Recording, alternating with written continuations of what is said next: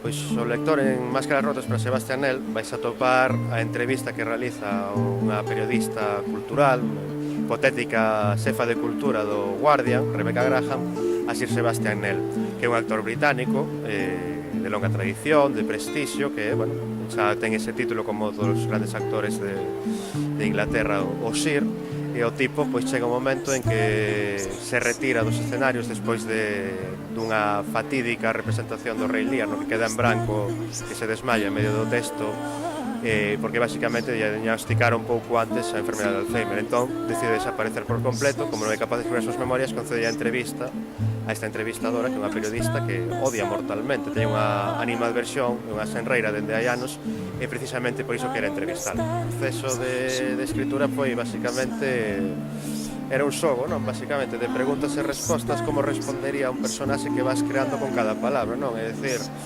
o personaxe non tiña unha idea moi clara de como era, simplemente era como vai falar este home, de que maneira vai falar e que vai contar e que elementos vai dar da súa vida. E a partir de iso, dos fíos da súa propia voz, vais creando, vais construindo a personaxe.